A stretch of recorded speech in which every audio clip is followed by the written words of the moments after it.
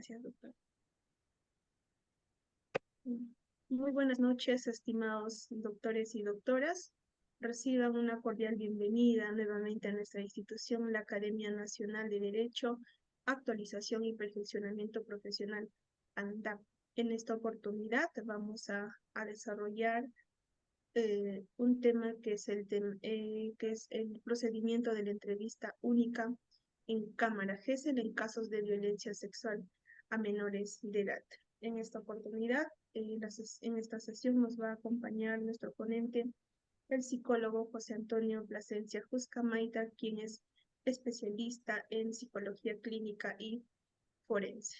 Bien, doctores, para que esta sesión se desarrolle de manera dinámica, activa, pueden encender sus cámaras. También aquellos que desean formular sus preguntas, dudas o consultas pueden realizarlo en la caja de comentarios en el chat, o aquellos que desean interactuar con nuestro ponente pueden realizarlo a través, levantando el icono de la mano. Se les estará habilitando el audio a cada participante. Recordarles que las preguntas que se deben formular deben ser de acuerdo al tema que se va a abordar en esta sesión.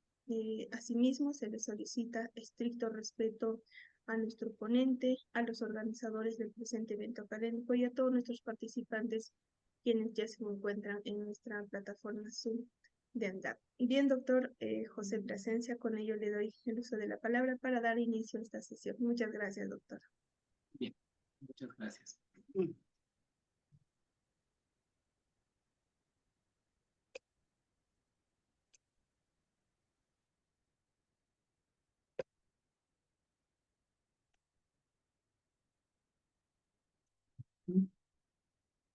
Bien, tengan ustedes muy buenas noches, estimados amigos y amigas. En esta oportunidad, como ya lo mencionó la señorita que me antecedió, recibo con afecto la invitación que me hace la Academia Nacional de Derecho y Actualización y Perfeccionamiento Profesional ANDAP para poder compartir respecto a este tema que es bastante relevante en el ámbito jurídico y a su vez también en un contexto social, ¿no?, que venimos atravesando actualmente. Eh, Hablar de violencia sexual, hablar de abuso sexual a un menor de edad atañe diferentes aristas a nivel de la interpretación que le queramos dar a esta circunstancia. Se sobreentiende que la violencia implica una circunstancia de imponerse mediante el uso de la fuerza, la coacción u otro mecanismo. eh, de alguna manera surge eh, una necesidad de estar preparado en este tipo de casos para lograr realmente saber qué hacer y cómo intervenir de manera adecuada, pues la intervención no es una simple toma de declaración a una persona que ha atravesado un evento traumático o bueno, incluso hasta posible persona que haya atravesado un evento traumático, porque no sabemos. Nosotros, al menos los psicólogos que hacemos esta práctica del procedimiento de entrevista única, cuando viene la persona que va a ser entrevistada, no necesariamente tiene que ser una víctima o no necesariamente eh, tenga que estar mintiendo respecto a lo que le haya sucedido o no. ¿Ok? Definitivamente hay que tener en claro de que cuando una persona va a brindar su declaración de presuntos hechos de violencia sexual, requiere de un método, requiere de una dinámica de interacción profesional y altamente técnico-científica, pues requiere este procedimiento de una destreza profesional que implica tanto los procesos cognitivos del profesional que realiza el procedimiento, requiere de procesos cognitivos estables, requiere de procesos afectivos también estables en el profesional y a su vez también un conocimiento muy amplio de lo que es el desarrollo paso a paso de la persona, del ser humano. En este caso hablamos de la primera infancia, segunda infancia, pasamos a la niñez, y pubertad, adolescencia, hasta los 18 años, que es lo que en nuestro país tenemos en cuenta ahora, ¿no? Que es específicamente que la responsabilidad jurídica que asume una persona es a partir de los 18 años. Bueno, esto no lo digo yo, esto lo dicen los estamentos o los estatutos que ya ustedes seguramente conocen muy a fondo, al menos los que conocen el derecho pueden estar al tanto de ello. Entonces, el tomar una declaración retomando ello no es una tarea sencilla, no es una tarea que específicamente puede ser incluso, puede tornarse sencillo, entre comillas, pero no es así. Existen diferentes técnicas y estrategias que se utilizan para lograr una declaración. Yo les quiero poner un ejemplo pequeñito nada más, ¿sí? Un ejemplo pequeño, donde puedan de repente más o menos comprender el contexto en el cual estamos. Vamos a suponer, bueno, es un ejemplo, o vamos a ponernos en lugar de una persona que acaba de sufrir un robo, ¿correcto? Le acaban de robar el celular, de una manera de pronto eh, utilizando el uso de la fuerza con un arma de fuego, la apuntaron en la cabeza o en la sien de esta persona. Posterior a esa circunstancia, fue golpeada la persona para que se le pueda quitar el celular, ¿ok?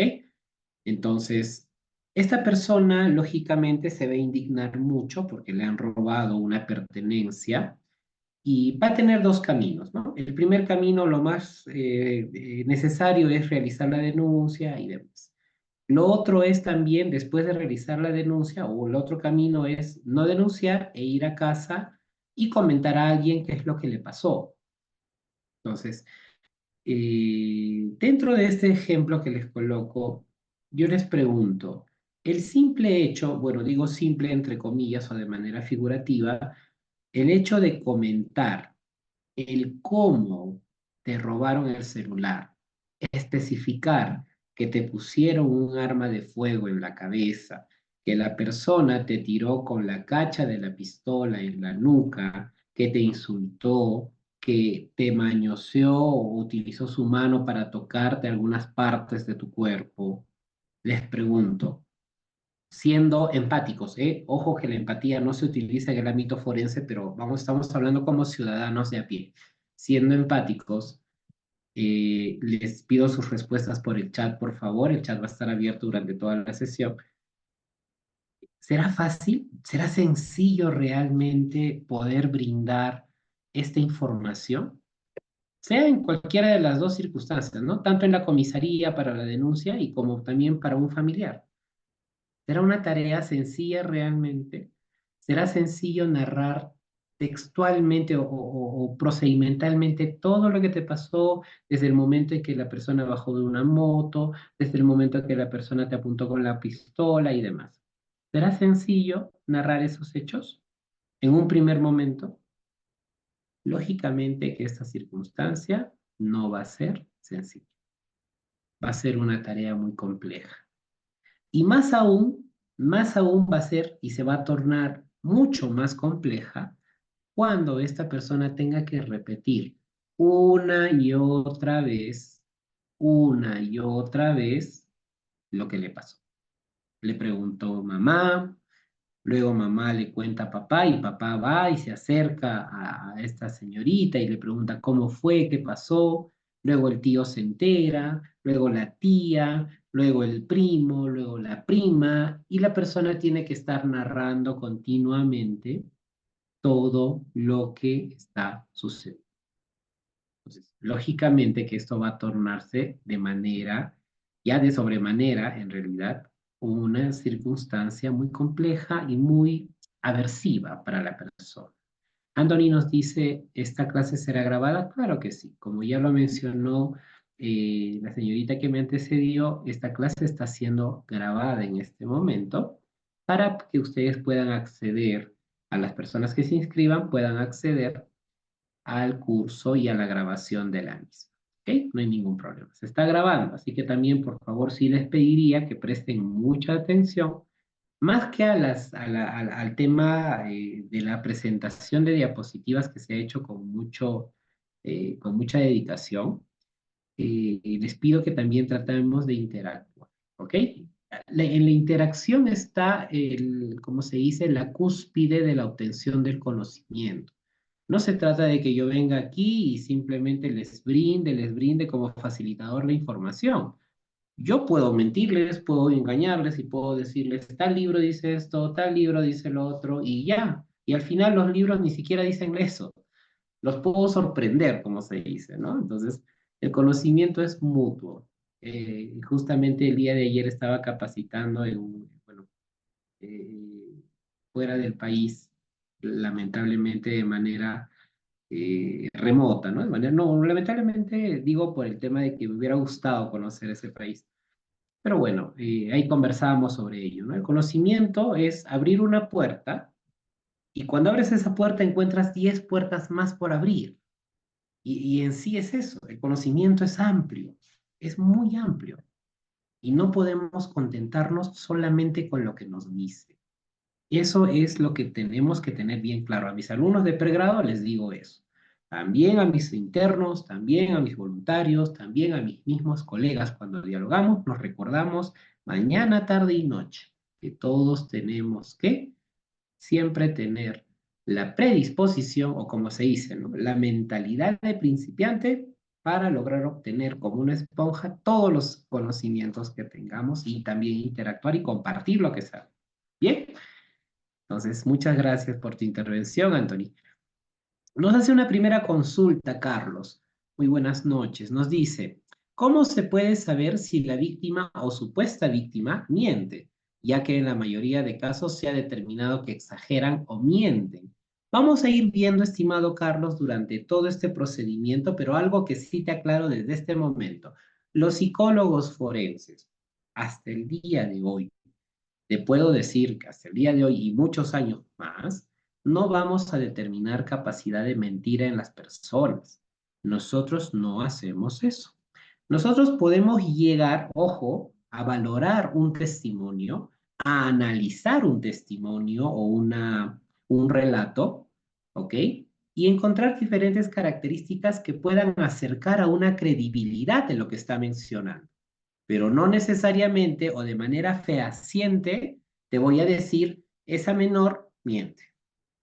Ahora, el psicólogo que hace eso, discúlpame que te lo diga, o es una persona que, no sé, bueno, fuera del planeta, que sí puede determinar capacidad de verdad o mentira, porque eso no existe, ni incluso los instrumentos que existen, que es el CBCA, el SBA, son instrumentos incluso de orden europeo, de contexto europeo, que ni siquiera están estandarizados para la circunstancia occidental. O hablamos a nivel de Latinoamérica, Perú, Colombia y demás países de habla hispana. Entonces, hay que tener mucho cuidado con eso, ¿ya? Podremos hablar de credibilidad, más no de capacidad de mentira, verdad o mentira, ¿ok? Eso sí es importante aclarar. Bienvenido, Pascual, muchas gracias. Bien, entonces, como les decía, ¿no? Ya sin más preámbulo vamos a iniciar. Les agradezco mucho la predisposición a poder compartir esta noche. Hugo nos dice, ¿qué grado de credibilidad tiene la entrevista en cámara GESEL? A ver, eh, todo procedimiento de entrevista única, así todo procedimiento de psicología forense, criminalística, criminológica, jurídica, penitenciaria, tiene un margen de error, estimado Hugo. Ahora, si tienes a un profesional altamente capacitado, acreditado para obtener relatos de este tipo de violencia, obviamente que el margen de error se va a reducir. A mayor preparación del perito o de la persona que interviene en este caso, se reduce más el margen de error. A menor preparación, a menor conocimiento, por ejemplo, del desarrollo del menor de edad, del desarrollo de algunas técnicas o estrategias o métodos que permiten obtener la información de una persona que presuntamente ha sido violentada, ¿ok? Se puede incrementar el margen de error. Entonces, es así, es variable, ¿no? Pero sí o sí, si hablamos de grado de credibilidad, depende mucho de la expertise del profesional que realiza el procedimiento, con ello se reduce el margen de error y a su vez también se incrementa conforme a los conocimientos y saberes o acreditaciones que posee esta persona que realiza el proceso. Entonces, eso es lo que hay que valorar también, ¿ok? En específico. Bien, vamos a, sin más preámbulo, a iniciar. Muchas gracias por las preguntas que tienen. Vamos a ir absolviéndolas también con el desarrollo de la presentación. Algo para reflexionar, por ejemplo, aquí tenemos una noticia, bueno, yo siempre coloco esto para poder más o menos ir entrando más en contexto, ¿no? Por ejemplo, se tiene una noticia ya hace un tiempo atrás de que 15 menores son ultrajados diariamente en nuestro país. Por ejemplo, ¿no? Eso lo mencionaba la ex ministra de la Mujer. Esto pasó, esta declaración la brindó cuando sucedió este caso en Chiclayo de esta persona que había secuestrado a una menor de 3 años, la había maniatado y, bueno, también lastimosamente había accedido carnalmente a ella, la había violentado, según los estudios o la información que tenemos a la mano. Eh, otro caso, por ejemplo, es de que aquí denuncian al psiquiatra por tocamientos contra adolescentes, ¿no? Un profesional que presuntamente, recordemos, nosotros no somos personas que determinamos la verdad o la mentira, y tampoco podemos catalogar el hecho de que, ya, esta persona es víctima, esta persona no es víctima. Eso no lo hacemos, no es una práctica ni siquiera que forma parte de la deontología, de la labor del psicólogo en casos de violencia sexual. Nos dice Pascual, los psicólogos de ML, entiendo que sería medicina legal, durante la entrevista de manera preliminar deben dar contención a la víctima, no, o la víctima debe ser acompañado previo a la contención de otro psicólogo, porque el profesional de ML en varias oportunidades no procedió con la entrevista bajo el argumento que debió ser apoyado por otro profesional en psicología. Bueno, estimado Pascual, esto tiene diferentes formas de ver o de interpretar. Yo te diría, específicamente te puedo comentar de que cuando, por ejemplo, tenemos una circunstancia te hablo en mi caso, ¿ok? Te hablo en mi caso. Si yo veo a una persona que está bajo crisis emocional, a un niño, ¿no? Una niña, que va a pasar un procedimiento de entrevista única en cámara Gesell, la veo en crisis, la veo aferrada al regazo de mamá, la veo muy, muy, muy de pronto ensimismada en no apartarse de mamá. Y yo solicitaría el apoyo de otro profesional, pues el psicólogo que va a realizar la entrevista no puede hacerlo, ¿ok? Para evitar los fines de imparcialidad y parcialidad, para más que nada para ver este tema. Aquí sí habría que tener mucho cuidado. Yo sí solicitaría el apoyo de otro profesional que haga la contención emocional, ¿ok? Ahora, no necesariamente esta circunstancia tiene que ser motivo para que yo diga, ya, como no hay otro psicólogo, yo suspendo la diligencia. ¿Ok? Yo, como psicólogo, puedo suspender la diligencia si la examinada no presenta disposición a hablar, si no brinda información referente al caso. Si, por ejemplo, se encuentra en crisis emocional, lo puedo suspender. Pero el hecho de decir que porque no hay otro psicólogo, o debería de haber otro psicólogo que le debió de darle contención, la contención en ese momento posiblemente no renuncie. Me ha pasado que tengo niños o niñas en algún momento, en los ya más de 7 años que vengo practicando este tipo de procedimientos, me ha pasado que hay niños que lastimosamente por más que venga o ya le haya hecho la contención emocional o el acompañamiento socioemocional eh, previo al protocolo que sigue, por ejemplo, UDAVIT, que es un organismo del Ministerio Público, de la Unidad de Apoyo a Víctimas y Testigos, pese a todo ese trabajo, el niño al final no quiso entrar a cámara GES. Y esto no es porque el psicólogo sea malo, no es porque el psicólogo en algún momento o la psicóloga en ese momento no le hizo un adecuado rapport, o sea, o un adecuado establecimiento de clima de confianza. O sea, el niño puede ser impredecible. Y aquí hay que tener mucho cuidado para manejar estas circunstancias. Y es parte de la destreza. Miren cómo, que ni siquiera estamos hablando del procedimiento en sí, estamos hablando de un antes del procedimiento. Y ya implican muchas responsabilidades, ¿verdad? Entonces ahí nos dice Elmo, ¿es correcto que el psicólogo forense realice una sola entrevista única en cámara GESEL para su declaración de un adolescente de 15 años en contra de imputados cuando los supuestos hechos ocurrieron en diferentes años por cada imputado, es decir, no son coautores? Bueno, esto, Elmo, tendría que ver específicamente, tendría que ver con una circunstancia de cómo esté viéndolo la persona que está investigando, en este caso el fiscal o el juez. Si se está viendo una circunstancia de pronto para poder, si se está estudiando, ojo, a una sola persona se está investigando, mm, lastimosamente va a tener que llevarse una circunstancia así. Ahora, los psicólogos, si tenemos una gran responsabilidad, pues hay un momento en la entrevista única donde podemos preguntar, ¿esto que me cuentas que te ha pasado con esa persona, te ha sucedido con otra persona? Y si la examinada de manera espontánea refiere a otras personas que le han hecho lo mismo, el psicólogo está en la responsabilidad de indagar sobre esos hechos en el mismo procedimiento. De igual forma, el abogado, el fiscal, los operadores de justicia que están presentes en la diligencia pueden solicitar que se indague sobre ese hecho, pues esa menor, y sería incluso revictimizarla, que la examinada pase por, digamos, ¿no? 5 personas abusaron sexualmente, presuntamente de esta persona, de esta adolescente. 5 personas. Entonces, eso quiere decir que esta menor de 15 años va a pasar 5 entrevistas únicas en cámara GC.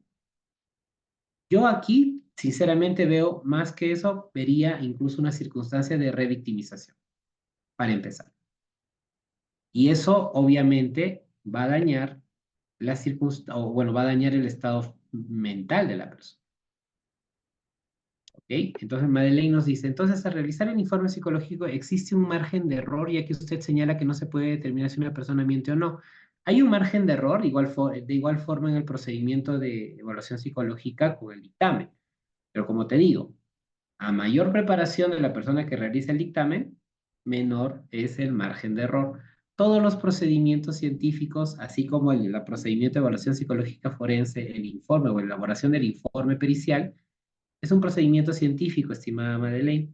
Incluso el ADN, que es uno de los procedimientos más exactos a nivel de la ciencia metodológica y probatoria, ¿ok? También tiene un margen de error, ¿sí? Elmo nos dice, respecto a su pregunta anterior, ¿cómo saber cuál de los dos imputados causó la afectación? Ah, muy buena pregunta. Dentro de la evaluación psicológica, yo puedo determinar, y esto es algo muy importante, si fueron 5 personas, retomamos el ejemplo, y la persona narró que 5 personas le hicieron eso, lo mismo, ¿no? La menor, la examinada da datos, etc. Viene la evaluación psicológica. La evaluación psicológica responde al objeto del oficio, ¿no? Al objeto pericial. El objeto pericial en este caso, si dice y refiere mencionar en cuanto a una persona, pero la examinada mencionó en la entrevista única a 5 personas, de igual forma, así hayan sido 30 personas, estimado Elmo, la afectación no solamente va a ser por la persona A, no solamente va a ser por la persona B, va a ser por las 30 personas, pues la circunstancia, la violación fue por estas personas, tal cual lo narró. Para eso, ojo, y ahí está de nuevo el profesional. El profesional tiene que haber recabado una información de calidad de cada evento violento. En la entrevista única, ojo. En la evaluación psicológica ya no se le pregunta nada en relación a lo que ha narrado en cámara GESE, porque sería igual revictimizar. ¿Correcto? Entonces, si no señaló en ese momento, ahí cambia la figura.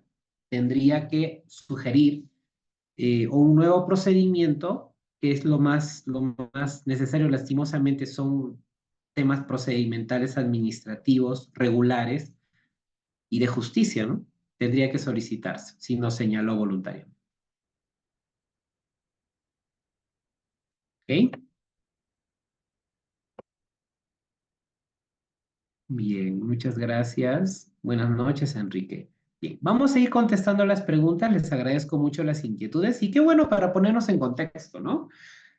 Bueno, tenemos estadísticas más o menos que de violencia sexual, en este sentido de violencia sexual, tenemos más o menos que la violación sexual en el Perú, de todas las denuncias según el programa de investigaciones criminológicas y análisis prospectivo, se habla de que de todas las denuncias de violación sexual en nuestro país, aproximadamente el 76% son menores de edad. Miren este número, ¿eh? Este número es bastante, bastante preocupante. Tenemos otra reflexión, por ejemplo, en Ancash, un sujeto fue condenado a cadena perpetua por violar a un adolescente de 14 años. El acusado, bueno, de nombre tal, admitió el delito, por lo que se decidió acogerse a la conclusión anticipada del proceso y cumplir la condena en el penal de Chile. ¿Dónde se obtuvo la información? En el procedimiento de entrevista única en cámara. Entonces, es muy importante este procedimiento. Es muy importante este procedimiento para lograr obtener esa información. Hay que conocer algo de historia. La entrevista única en cámara Gesell, ¿ok? La entrevista única en cámara Gesell. La entrevista única en sí, permítanme un momento.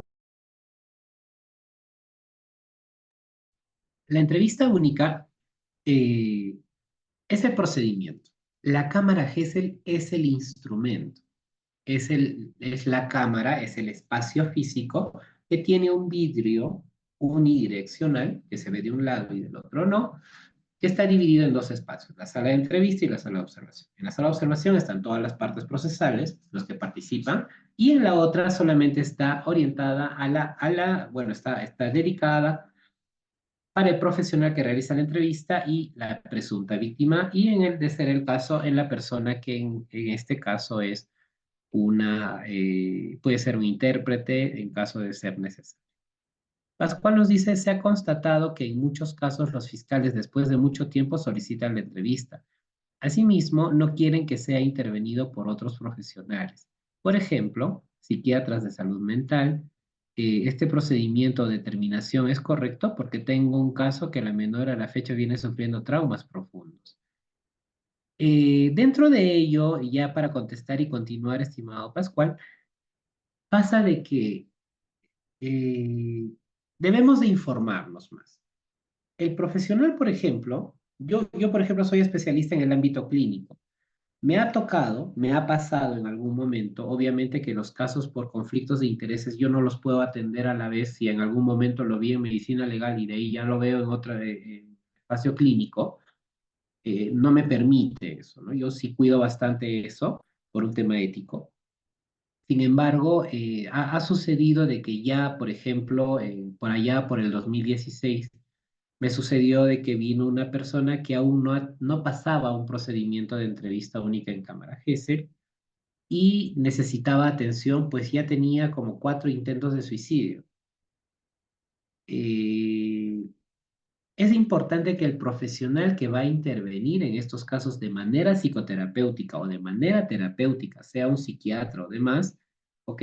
Tenga conocimiento de que no debe llegar a la revictimización. Es decir, yo no puedo ahondar de manera específica en lo que le pasó. Me basta con conocer alguna versión de papá, de mamá o del cuidador. Yo no necesito detalles de, por ejemplo, ¿y cómo te hizo? Por ejemplo, ¿qué usó? ¿Qué te dijo en ese momento? Yo no necesito esa información para hacer psicoterapia. Yo no la necesito. Entonces, como psicólogo clínico, ¿eh? Yo no necesito esa información. Yo necesito saber, conocer en qué etapa emocional se encuentra esta persona. ¿Por qué está atravesando eso? Que posiblemente puede ser el evento traumático, y yo trabajo sobre ese evento traumático, sin llegar a la revictimización. Por eso es importante. ¿Ok? ¿Cuál es la finalidad de la cámara Gesell? Ahora lo vamos a ver, estimado Víctor, ahora mismo. Entonces, les hablaba del espacio, ahorita mismo lo vemos, ¿ok? Les hablaba del espacio, es un espacio que fue uno de los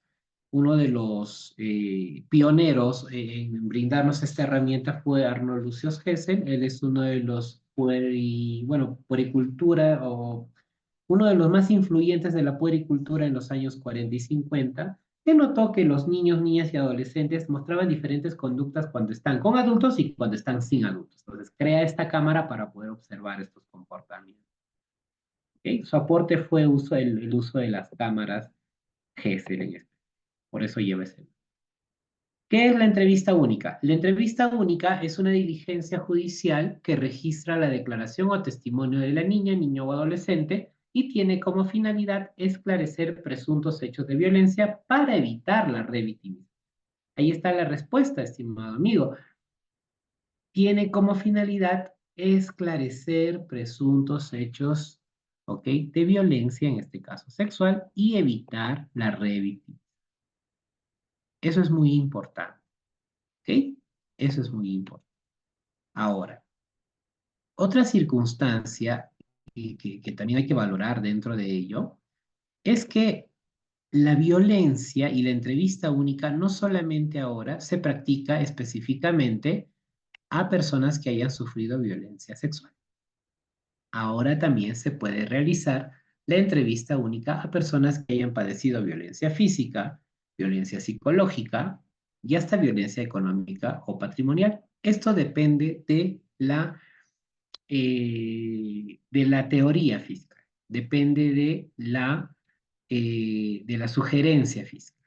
Trata de personas definitivamente, estimado Pascual, deben pasar este procedimiento de entrevista. Trata de personas también, ¿ok? Dentro de ello es importante valorar y recordar que la ley 3036-4 específicamente reconoce o identifica o diferencia este tipo de violencia o estos cuatro tipos de violencia. ¿Bien? Entonces, si yo sufro violencia física, ¿puedo pasar entrevista única en cámara Gesell? Claro que sí. ¿Solamente niños, niñas y adolescentes pasan entrevista única en cámara Gesell? No, ahora también pueden pasar adultos. ¿Ok? Pueden pasar adultos. No hay ninguna limitación ante ello. Claro que el método cambia. Vamos a hablar un poco sobre qué es la revictimización. Vamos a avanzar un poco, no quiero quedarme con el tiempo, por favor, he preparado el material para que ustedes lo tengan, ya que desarrollar. ¿Ya? Las preguntas las voy a responder, estimada María. Tengo pendiente también a responder a María y a Tony. ¿Ya? Me hacen acordar, por favor, con sus preguntitas. Vamos a avanzar un poquito y sí, voy a dar respuesta a esas preguntas. No se preocupen, ¿ya? O a esos comentarios que realizan. Les agradezco mucho. Hablemos un poquito de la revictimización. La revictimización es toda acción, ¿ok? Es toda acción u omisión que lesiona el estado físico, mental o psíquico de la persona, que en este caso ha sido víctima, convirtiéndola a la persona de nuevo en una víctima. Como les decía, ¿no? Si yo sé que esta persona en el ámbito clínico ya atravesó violencia o presuntamente atravesó violencia sexual y por eso ha tenido 4 intentos de suicidio, ¿por qué yo ya tendría que preguntarle cómo fue? El qué, cómo, cuándo, dónde. Porque eso podría ser revictimizante para ella cuando atraviese el procedimiento de entrevista única en cámaras. Por eso es que debemos de informarnos como profesionales. ¿Ok? Eso es muy importante. ¿Sí? Otro punto es que existen 3 tipos de victimización. Está la victimización primaria, que tiene que ver con el hecho específicamente. Está la victimización secundaria, que tiene que ver con ya el prejuicio que hacen los integrantes del sistema de justicia o administración de justicia. Policías, fiscales, jueces. Discúlpenme, hay que ser directos, pero pasa esto aún, hasta la fecha sucede, que existen policías, por ejemplo, Y ojo, yo cuando hago entrevistas únicas, hago las preguntas y les pregunto, ¿no? Tú llegaste a comentar esto que me dices ahora con alguien y me dices, sí, le comenté al policía que está afuera. Bien. ¿Qué le comentaste para obtener más información, ¿no? ¿Qué le comentaste al policía? Ah, le conté que pasó esto. Ya. ¿Qué te dijo el policía? Y en ese momento te dice, ¿no? Policía me dijo, pero ¿por qué no te has escapado si podías escaparte? Ojo, miren esa pregunta. ¿Por qué no te escapaste si podías escapar? O que le diga, recuerdo una adolescente me dijo, pero si tú ya eres grandecita, ¿por qué le has consentido? ¿Por qué le has besado? Ojo con ese tipo de, de, de- de preguntas, ¿no? Entonces, eso también genera una victimización secundaria. Y la tercera, que es una victimización terciaria, que tiene que ver con la causa de la sociedad cuando estigmatiza el hecho. Los vecinos, la sociedad, por ejemplo, recuerdo una menor de edad y siempre lo menciono en las conferencias que doy, una menor de 9 años que me decía, yo no quiero volver a mi pueblo. ¿Por qué no quiero volver a mi pueblo? ¿Por qué? Porque ahí me dicen que yo soy la violada, que yo soy la persona que ha provocado porque me he puesto un polito cortito y esa persona que estaba borracha me siguió.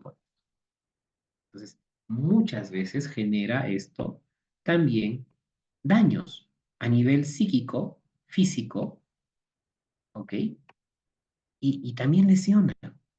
Ustedes me dirán, no, pero no lesiona. Créanme que sí. Créanme que sí. Bien. ¿Cómo funciona la cámara GESEL? Acá está el espacio. Como les decía, hay una sala de entrevista, ¿ok? Hay una área o un área de observación que tiene que ver con, ya se separa con el vidrio espejado. Hay una sala de espera que sería necesario para que el niño se vaya habituando al ambiente. También es recomendable, no necesario, pero recomendable. Si se puede, es mejor. Y el área de evaluación psicológica, ¿correcto? Ahora, ¿cómo es el ambiente? El ambiente de entrevista es el espacio físico que cuenta con un equipo de audio y video, con un vidrio espejado unidireccional y está destinado a la presunta víctima de violencia, al psicólogo, obviamente, y en el caso que se requiera, como les decía, de un traductor o intérprete cuando no manejemos el mismo idioma de la víctima o esta persona tenga algún tipo de discapacidad audio a nivel de audición o a nivel verbal, ¿ok? Y si maneje el lenguaje peruano de señas, por ejemplo. En el ambiente de observación es el espacio físico que está destinado al juez, al fiscal, cuando corresponda, los padres o responsables del niño, niña o adolescente, el abogado o la presunta víctima del investigado también, el policía según sea el caso. ¿Correcto? ¿Quiénes participan del procedimiento de entrevista única en Cámara GESEL? ¿La persona víctima de violencia? Sí. El juez penal, fiscal, perdón, el fiscal penal de familia o mixto según corresponda, el juez penal de familia o mixto según corresponda, padres o responsables del niño, niña o adolescente, el abogado defensor o defensor público también, que puede ser nombrado en este momento, el policía si corresponde, traductor o intérprete cuando corresponda, y también el psicólogo de la Unidad de Protección y Asistencia a Víctimas y Testigos. Ojo, cuando corresponde. Si puede estar ahí presente, genial, no hay ningún problema. Al menos yo no tengo problemas en que los profesionales ingresen al procedimiento de entrevista única en cámara. ¿Ok? Esto es importante porque la contención también se va a hacer posterior a, antes, durante y después. ¿Ok? Entonces también es importante contar con ello. Ujú. Bien, continuamos. Objetivos principales. También por ahí había una pregunta respecto a ello. Primero es recolectar el máximo de información posible, precisar las circunstancias de tiempo, modo y lugar en que ocurrieron los hechos a investigar, obtener información precisa y sin vicios de manera que sea posible corroborarla, desarrollar esta actividad en un ambiente respetuoso y seguro. ¿Ok? Eso es necesario. Correcto. Ahora, existen tres momentos, ¿sí? Eso es lo que vamos a ver. Y tiene que ver con las preguntas que estoy dejando pendientes responder también. Por ejemplo, ¿no? Eh, la entrevista única tiene tres momentos. Antes de la entrevista, ¿sí? Está la firma de consentimientos informados y otros. Por ejemplo, aquí es donde el examinado necesariamente o la examinada brinda su consentimiento para atravesar el procedimiento. Si un niño, niña o adolescente no desea conversar con el psicólogo o la psicóloga, no se le puede forzar. No se le puede ofrecer dádivas, no se le puede decir, te compro una muñeca si entras a cámara GESEL con el psicólogo, te compro un helado si vas a ir, si hablas con el psicólogo y le cuentas lo que te pasó. No, si el menor no desea, no se le fuerza. ¿Ok? Por favor. Existen momentos en que a veces los fiscales en su afán de investigar, obviamente se entiende la proactividad, necesitan la declaración, pero la menor no desea brindar la declaración. No la podemos forzar. ¿Ok? De igual forma, a veces los abogados también desean que se haga, no se puede realizar eso. ¿Ya? Durante la entrevista. Durante la entrevista también existe un procedimiento que lo vamos a desarrollar ahora y un después de la entrevista que es el otro momento. Eh, Antes de la entrevista es importante mencionarles, por ejemplo, ¿no? Pasa estas circunstancias. Papá, mamá dan el consentimiento para que la examinada sea entrevistada, firmada y demás. ¿Ok? Pero el adolescente no quiere. ¿Igual se hace el procedimiento? No, pues el adolescente no desea. La adolescente sí quiere pasar, pero papá no quiere, mamá no quiere. De igual forma, no se realiza el procedimiento y se informa al fiscal a cargo de la investigación. ¿Ok? Para esto también el psicólogo tiene que brindar la información necesaria y correspondiente en cómo va a ser el procedimiento. ¿Sí? Eso también es una parte muy importante. Ahora pasamos a las preguntas, Mayra. Vamos a llegar a algunas preguntas, ¿ya? Algo muy importante para el procedimiento de entrevista única antes del momento pues, de realizar la obtención de la declaración, tenemos que entender y comprender que la persona o el niño, niña o adolescente se encuentra en una etapa de desarrollo y estructuración de su personalidad. Por ello es importante reconocer de que las capacidades tanto cognitivas como afectivas y demás otros procesos a nivel biológico y psíquico se encuentran en estructuración, en desarrollo. Entonces, lógicamente, que el lenguaje, la memoria, el pensamiento no se encuentran totalmente desarrollados. Cada etapa tiene diferentes escalones, se podría decir, donde adquiere diferentes capacidades cognitivas el niño.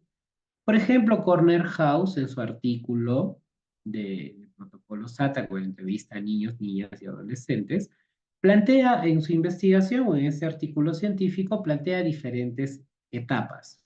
¿Ok? No es un tema de que sí o sí se tiene que respetar, pero es una información válida. ¿Por qué? Porque viene parte de un artículo científico y permite identificar a niños que se encuentran en proceso de desarrollo en cuanto a su capacidad lingüística y qué información pueden brindar. Como por ejemplo, un niño de 3 años, ya por la capacidad cognitiva que tiene a nivel biológico y psicológico o psíquico, puede responderte preguntas de quién y qué, quién le hizo eso y qué le pasó. ¿Ok? Pero ya no puede decirte dónde. Va a tener dificultades, mucho menos cuándo. De 4 a 5 años, vamos a ver que también existen circunstancias en las cuales hay niños que te pueden responder quién le hizo eso, qué le pasó y dónde le pasó. Notan que va avanzando la capacidad de información también. De 7 a 8 años te puede responder de quién le hizo eso, qué le hizo, dónde lo hizo, cuándo lo hizo. ¿Ok? De 9 a 10 años, quién le hizo eso, qué le hizo, dónde le hizo, cuándo le hizo, el número de veces. Y de 11 a 12 años le puede responder quién le hizo eso, qué le hizo, dónde lo hizo, cuándo le hizo, cuántas veces le hizo y bajo qué circunstancias le hizo. Obviamente que de ahí en adelante puede brindar mucha más información. ¿Es importante tener este cuadro? Sí, pues a veces queremos información, queremos que un niño de 3 años nos diga, que le explique o que le diga bajo qué circunstancias esa persona le hizo eso. Ok, entonces yo como psicólogo puedo trasladar esa pregunta al menor diciéndole, ¿cómo te hizo eso? ¿Cómo te encontrabas cuando estabas ahí? El niño de 3 años con esas preguntas, bajo su bagaje lingüístico, es muy poco probable que responda a esa pregunta. ¿Ok? A veces pedimos a un niño de 3 años que te diga cuándo lo hizo, que le dé fecha exacta, por favor. Que, y esto no lo va a hacer un niño de 3 años. ¿Por qué? Porque su capacidad de abstracción del mundo y del ambiente y del entorno aún se encuentra en desarrollo. De repente te puede dar fechas cercanas o fechas importantes, fiestas patrias. Ese día no fui a mi colegio, no fui a mi jardín. Ese día mi mamá eh, me llevó a la piscina, por ejemplo. O ese día era mi cumpleaños. Ese día era cumpleaños de mi mamá, de mi abuelito, etc. Pero más una fecha específica no lo va a hacer. ¿Ok? No lo va a hacer. Algo que tiene que ver con la firma de consentimientos, dice de parte del menor es indispensable para que la entrevista sea válida, es decir, si no existe esa firma, ¿se podría cuestionar la entrevista y pedir su nulidad? Si no ha brindado su consentimiento, que es el documento que podría afirmar que sí ha brindado su consentimiento, sería necesario. Llegar a una nulidad podría ser, incluso un cuestionamiento específico al psicólogo. Ahora, pero si el psicólogo o psicóloga en ese momento también, y es importante, estamos en un espacio de aprendizaje, si en ese momento el psicólogo, y es lo que yo hago, por ejemplo, ¿no? Aparte de pedir el consentimiento con la huella, porque el adolescente no tiene firma, un niño no tiene firma, ¿ok? Aparte de eso, le explico en la cámara misma, como ya se está grabando dentro de la cámara GC, le explico, ¿no? Por ejemplo, la niña que se llame Carmen. A ver, Carmen, eh, te comento que ese es el espacio del cual yo te hablé. Te voy a hacer algunas preguntas y quisiera conocerte un poco más. ¿Me das permiso para poder conversar contigo? ¿Quieres conversar conmigo el día de hoy? En este momento la niña me puede decir que sí. Si me dice que sí, más tengo la grabación, más tengo el audio, más tengo la firma, las huellas, la huella y la autorización de papá o responsable o la mamá, ya no podría proceder la nulidad, ¿no? Pero si faltan estas cositas, se podría cuestionar. Madeleine, ¿quién autoriza a un menor de edad, el mismo menor o los padres? No, a un menor de edad, quien autoriza específicamente son los padres o responsables, o tutores legales y demás. ¿Ok? También firman parte de un consentimiento. Bien. Vamos a ver esto al final, estimado Pascual. Vamos a verlo. Sí, hay una presentación para ello, para el tema de la nulidad. Más que la nulidad, el cuestionamiento, ¿no? Cuestionamiento científico. Hay un cuadro, no todos los niños, niñas y adolescentes tienen la atención. Por ejemplo, un niño de 3 años tiene una atención más o menos en promedio de 15 minutos. Un niño de 4 o 5 años de 20 a 25 minutos. De 6 a 10 años tiene una atención de 30 a 45 minutos. De 10 a 12 años hasta 1 hora un niño puede prestar atención. Ahora, teniendo en cuenta esta investigación, este artículo científico, tener a un niño de 3 años 1 hora en cámara GESEL, ¿será propicio? ¿Será factible? ¿Será eh, próspero este procedimiento? Lógicamente no.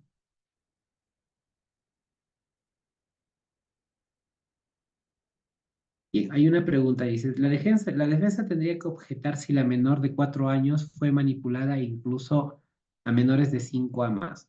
¿Cómo podríamos objetar o realizar que realicen preguntas por la denuncia falsa? Vamos a llegar a ese momento, ¿ya? Ahora, perdón.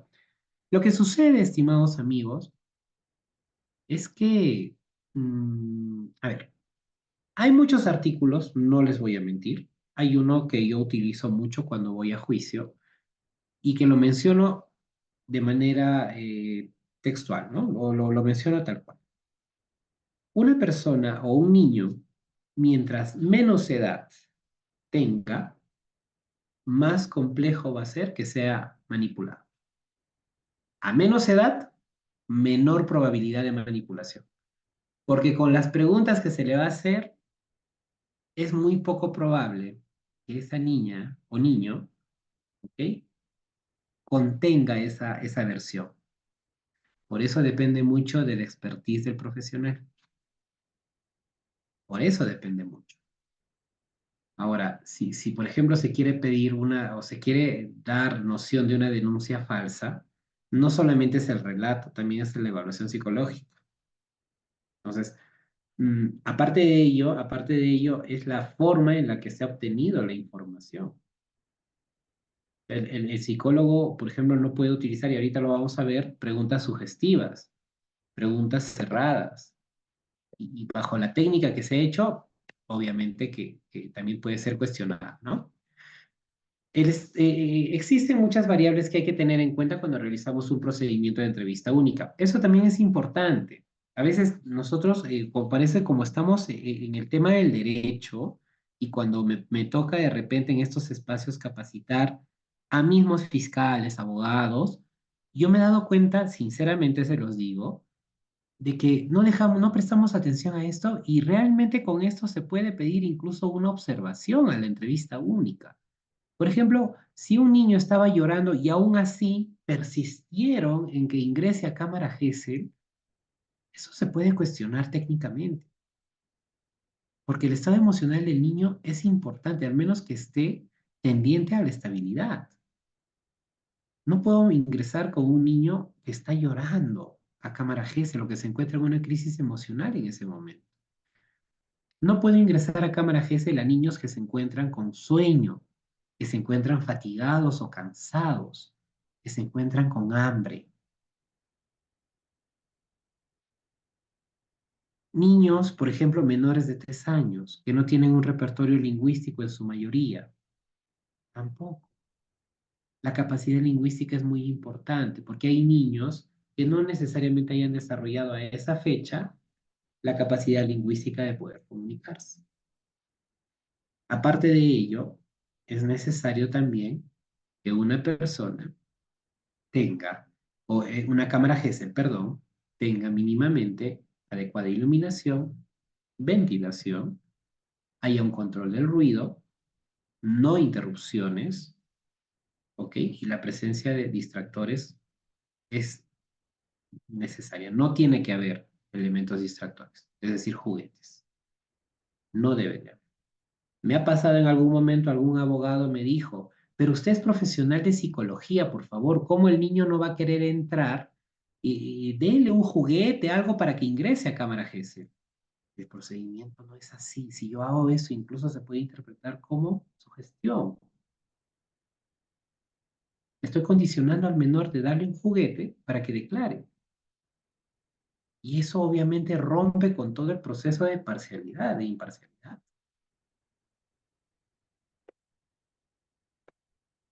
Durante la entrevista, primero, como les dije, se establece un clima de confianza. El psicólogo se presenta indicando su nombre y la función que cumple durante la entrevista. Luego formula preguntas generales tomando en cuenta el desarrollo evolutivo de la víctima, lo cual permite conocer el nivel de lenguaje del entrevistado, su fluidez y capacidad de comprensión y de memoria. ¿Okay? El establecimiento del clima de confianza es durante todo el procedimiento de la entrevista. El examinado tiene que sentirse cómodo para narrar los hechos. Por ello, el profesional crea ese espacio de confianza. Para esto tiene mucho que ver el tono de voz, el lenguaje gestual, la mirada y demás otros aspectos que el psicólogo también desarrolla como estrategia de la entrevista propia. Son habilidades que el profesional psicólogo las adquiere con la experticia y con la práctica también. Es necesario propiciar la narrativa libre una vez establecido este clima de confianza. Se le dice, o para introducir al tema, el psicólogo empieza a hacer preguntas abiertas. Siempre son preguntas abiertas. Por ejemplo, ¿sabes cuál es el motivo por el cual me visitas el día de hoy? ¿Ha ocurrido algo que tú desees o quieras contarme? Cuando no te contestan, hay niños que no contestan, le puedes preguntar, ¿has ido al médico últimamente? Obviamente sabemos que este niño o niña, antes de venir a la cámara GESEL, ha pasado un examen de reconocimiento médico legal. Entonces el niño muchas veces te puede contar, ah, sí, fue al médico. ¿Y qué pasó en el médico? Siempre preguntas abiertas. Al médico me revisó mi partecita. ¿Y debido a qué te revisó tu partecita? Ah, es que mi tío me hizo algo en mi partecita. Ya tengo información que indagar. ¿Y podrías comentarme respecto a lo que tu tío te tocó tu partecita? Y comienza a hablar. ¿Ve? Así sale la información. No es forzarla y no es decirle, oye, te estoy enterado que te pasó algo. Cuéntame. Esa no es una manera adecuada de entender. ¿Ok? El psicólogo, queridos amigos, siempre procura o va a procurar obtener un relato de los hechos de forma espontánea. Tiene que ser espontáneo, no podemos forzarlo. Ahora, si el menor no brinda mucha información, es muy escueto, hacemos las preguntas. En ese sentido, utilizando siempre el lenguaje de la persona entrevistada, no hay que interrumpirlo, hay que adoptar una actitud de escucha activa, evitando gestos que sean sugerentes de aprobación o desaprobación también, y frente a lo que manifiesta el entrevistado, se respetan los silencios y que se presenten en todo el momento de la entrevista, ¿no? O sea, se respeta el silencio. ¿Cuánto tiempo hay que esperar? Más o menos entre 13 a 15 segundos. ¿Ok?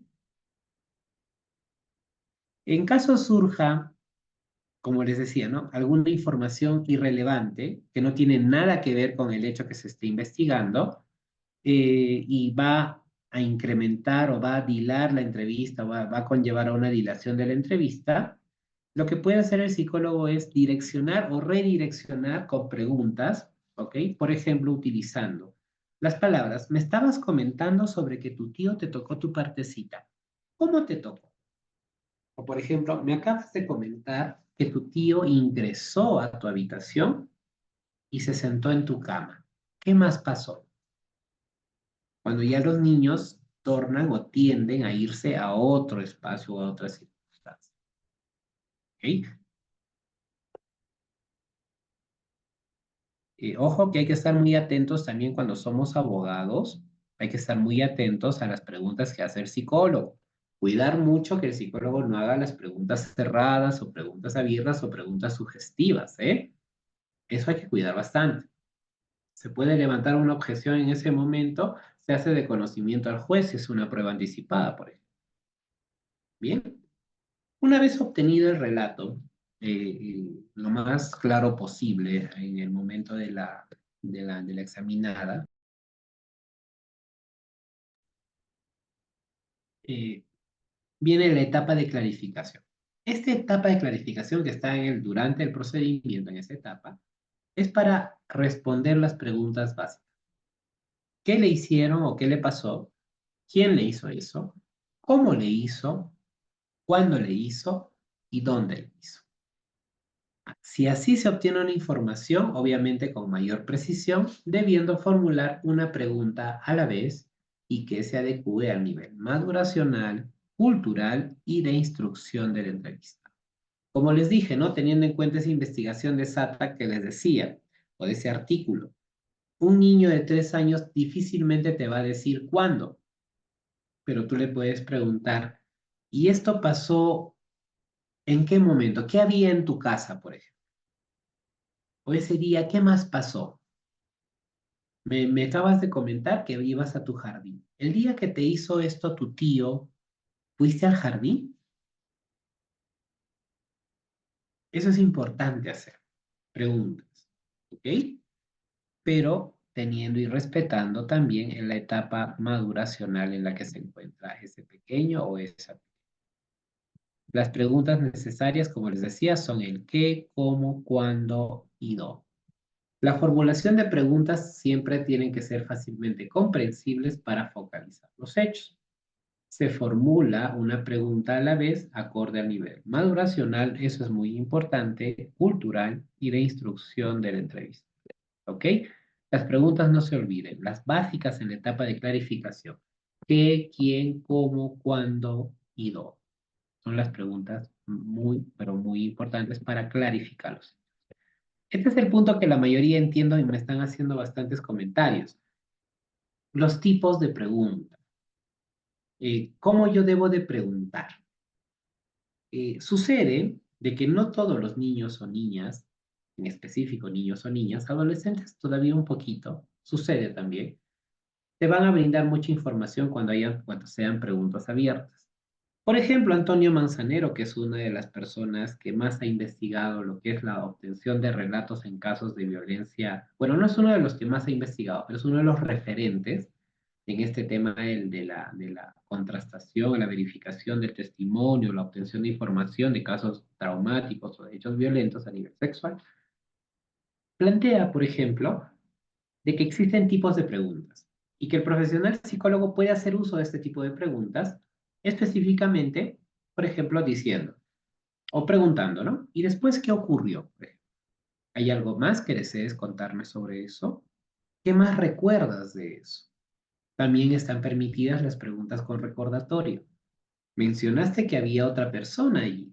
¿Quién era? ¿Cómo se llama? Me dices que estabas en una casa. ¿Cómo era esa casa? ¿Cómo era esa casa? Eh, por un tema cultural, hay adolescentes, niñas y niños que muchas veces no te responden a las preguntas abiertas, no te responden a las preguntas con recordatorio. Y ahí sí, una vez, ojo, agotadas las preguntas abiertas, agotadas las preguntas con recordatorio, se pueden hacer preguntas directas. Por ejemplo, ¿dónde pasó? ¿Cuándo ocurrió eso? Cuando me dices que él te estaba tocando, ¿a quién te refieres? ¿A qué parte te refieres que te estaba tocando? Por ejemplo, ¿no? Ese es un punto que se tiene que tener en cuenta. Nos dice, en el caso que el demandante filmó a la menor diciendo a la menor dónde te tocó, ok, quién te tocó y le muestra una foto y solo menciona el nombre del supuesto agresor y se ve que la menor no se indica nada que le tocó y ese video podría favorecer después de varios meses en una cámara GESEL, señala dónde le tocó, se puede presentar el video para que vea que la menor fue manipulada. Es que si hay la presencia de un video y el denunciante, que en este caso puede ser papá o mamá, le está diciendo qué parte te tocó y todo, ya es altamente sugestivo. eh, mm, esa prueba, entre comillas, podría ser muy cuestionada. Podría ser muy cuestionada. Ahora, en la cámara GESEL, no nos va a servir a nosotros como profesionales que vamos a realizar el procedimiento, porque yo voy a obtener un relato y si la menor no me indica nada, si la menor no me refiere nada, pese a las estrategias que yo tengo como profesional, ¿ok?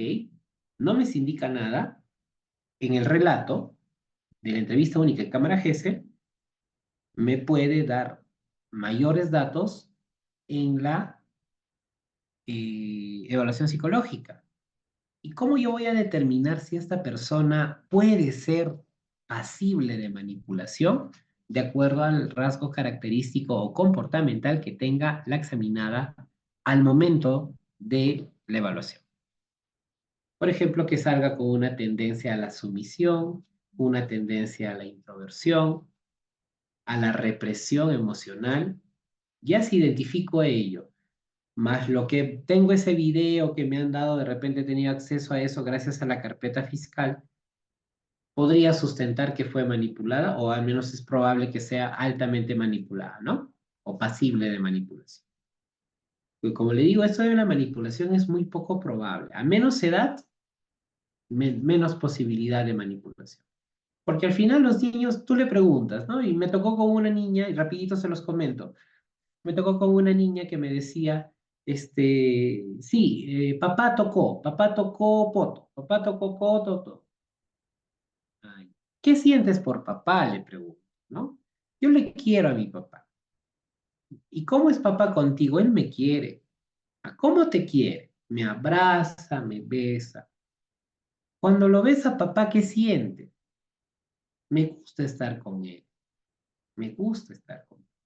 Yo le quiero mucho. Y mi mamá es igual. Solo que mamá grita a papá. Ya, me está hablando de un conflicto. y si tengo yo una circunstancia de dinámica de interacción inestable, también hay una probabilidad de que esta menor, por un tema contencioso, o sea, de separación, de tenencia de alimentos, puede estar denunciando a uno de los progenitores para obtener un beneficio de ello. Y créanme que sí pasa, sucede.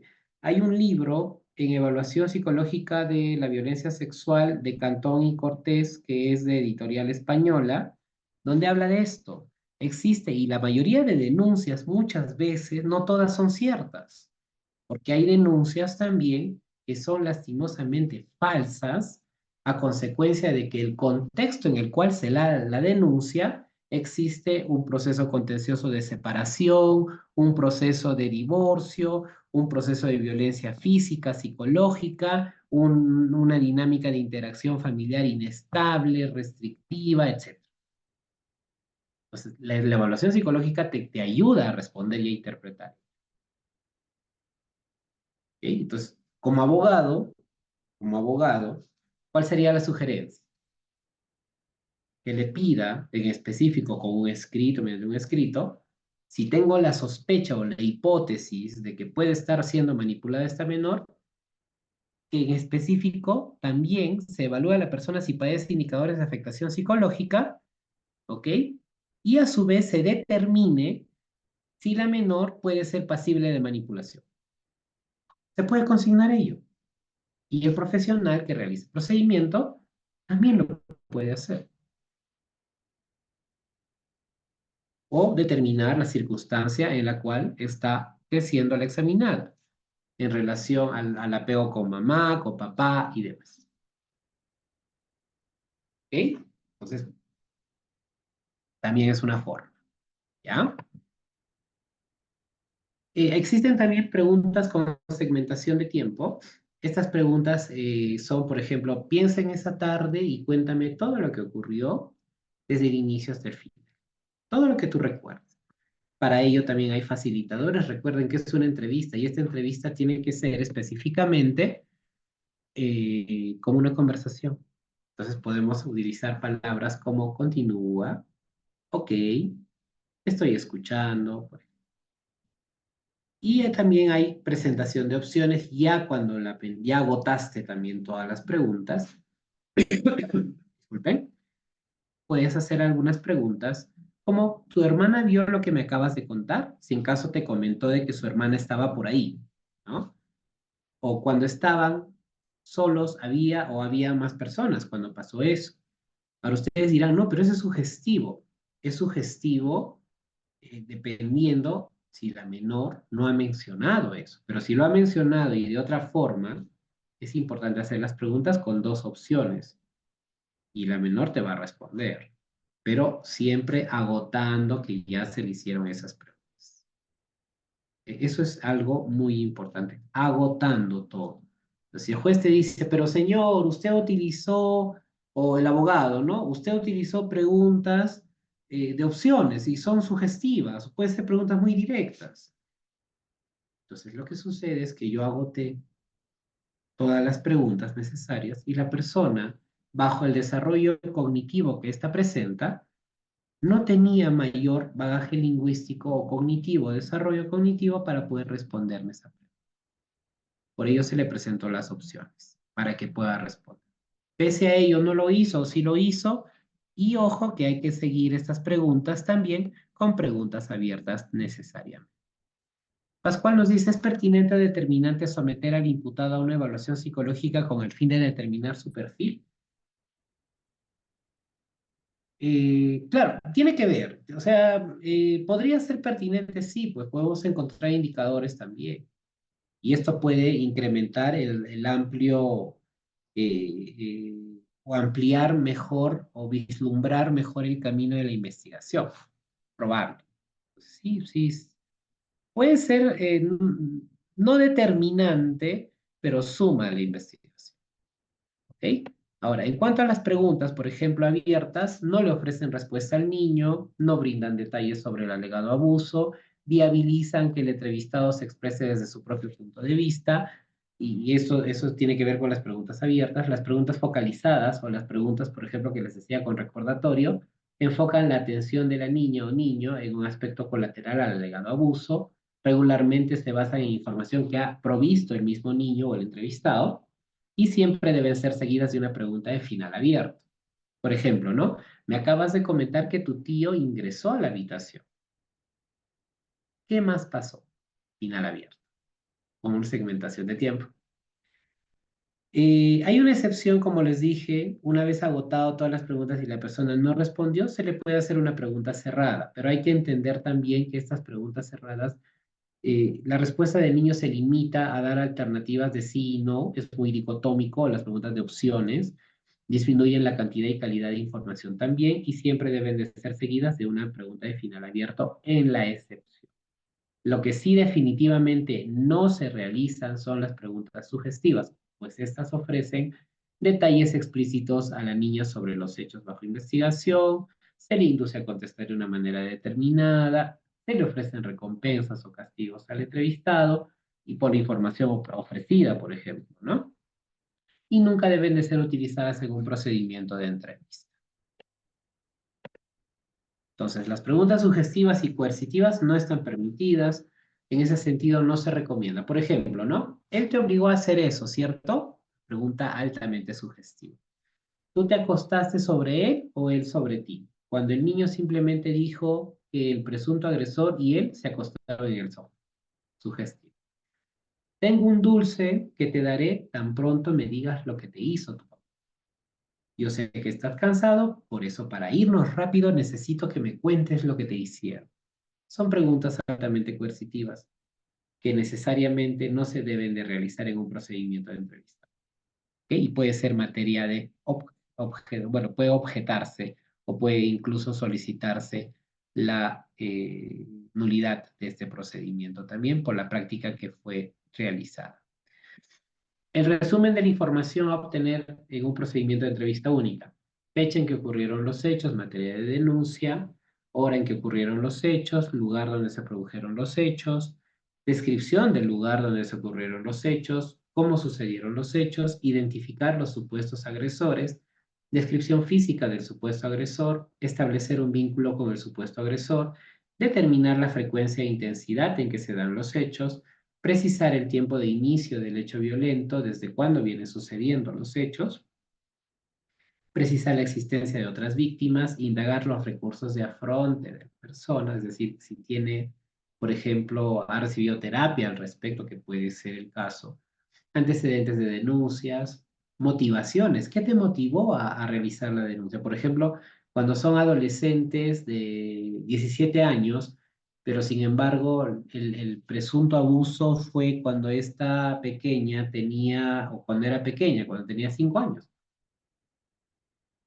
Y se le pregunta, ¿qué te motivó a denunciar? Expectativa frente a la denuncia, que espera de la denuncia, actitud del presunto agresor, si se ha contactado con ella, la ha amenazado de pronto o algunas cosas, sentimientos, qué es lo que siente, qué es lo que piensa, si recibe o ha recibido atención médica o psicológica. En resumen, ¿no? Algunas precisiones también. El objetivo de la entrevista con la víctima o el testigo es abrir la situación que se comienza a investigar de forma tal que permita la aparición de elementos o aspectos que solamente esta persona puede aportar. El sistema procesal penal, en este sistema, resulta evidente que se debe hacer una entrevista a la víctima del delito, pues más aún cuando ésta se constituye en la principal fuente de información. ¿Ok? Debemos tener en claro que la persona víctima de violencia ha sufrido una vulneración de sus bienes jurídicamente protegidos y va a responder a dicho suceso de diversas formas, dependiendo de su historia vital, del contexto en el que se desarrolla el delito y de las posibilidades que le permita su estructura de personalidad. ¿Ok? Entonces, es importante valorar tanto que esta declaración va a ser muy importante, pues va a abrir diferentes espacios de investigación para la misma persona que está investigando.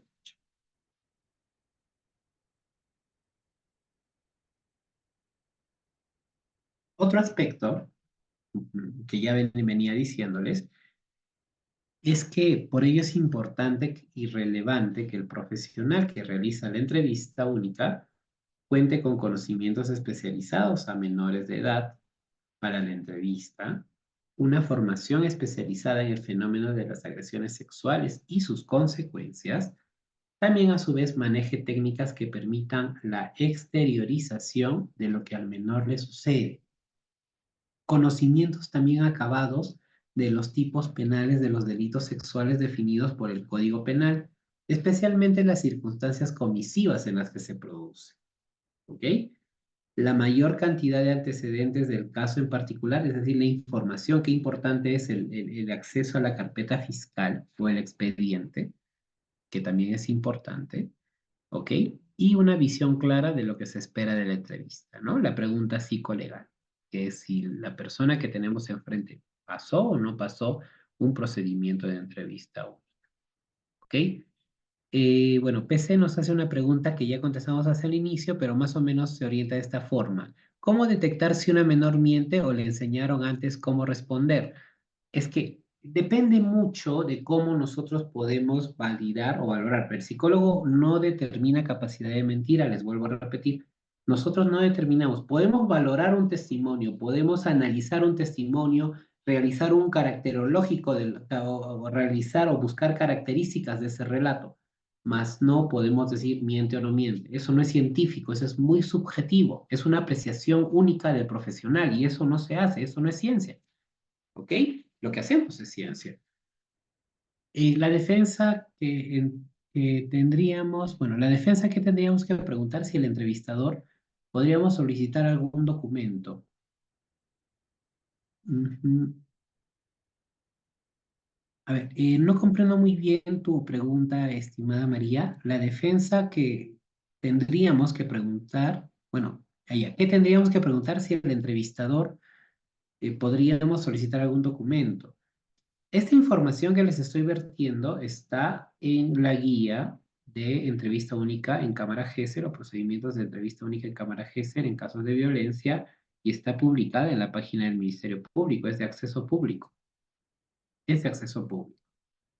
¿Ok? Ahora, ¿qué preguntas podríamos hacer o presentarle al entrevistador las que yo quiero? No necesitas hacer eso, pues hay un momento en la etapa de la clarificación donde el psicólogo termina esta etapa de identificar el qué, cómo, cuándo, dónde, ¿ok?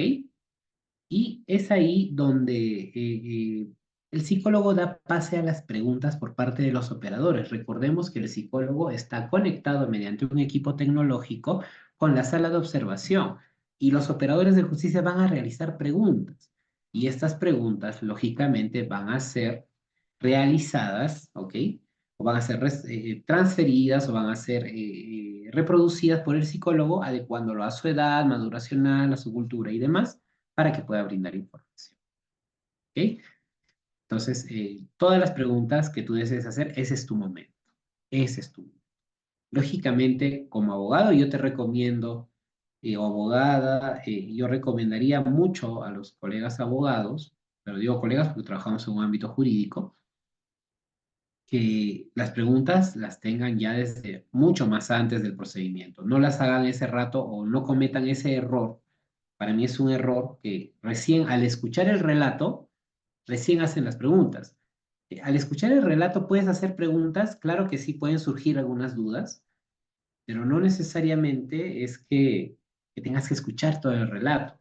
Más o menos ya tienes que tener noción o una visión al estudiar el expediente de lo que se tiene. Eso es importante. A ver, permítanme. Eh,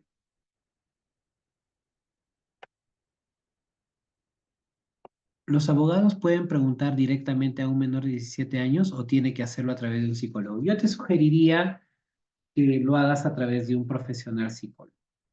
Y yo te sugeriría eso, que lo puedas hacer a través de un psicólogo. Ahí adquiere mayor validez científica tu obtención de información y también a la vez podemos tener un soporte más si es a la defensa, ¿no? El uso de los muñecos sexualizados, ¿hasta qué edad se puede utilizar? Los muñecos anatómicos se pueden utilizar hasta la edad ya incluso de 17 años. No hay una edad límite específica, estimado Sergio, pero sí hay una forma. No son juguetes, son instrumentos. Y lo que dice el instrumento específicamente es que el muñeco anatómico, los muñecos sexualizados, que en este caso son muñecos que tienen áreas genitales reproducidas, bueno, son muñecos, se pueden utilizar desde que la persona que va a ser entrevistada o que está siendo entrevistada tenga la capacidad cognitiva de autorrepresentación. Y obviamente que la autorrepresentación es un proceso cognitivo que se adquiere a partir de los 3 años en adelante. Entonces sí se puede aplicar desde los 3 años en adelante, pero el niño tiene que primero narrar qué le pasó y el niño va a representarse mediante los muñecos. ¿Ok?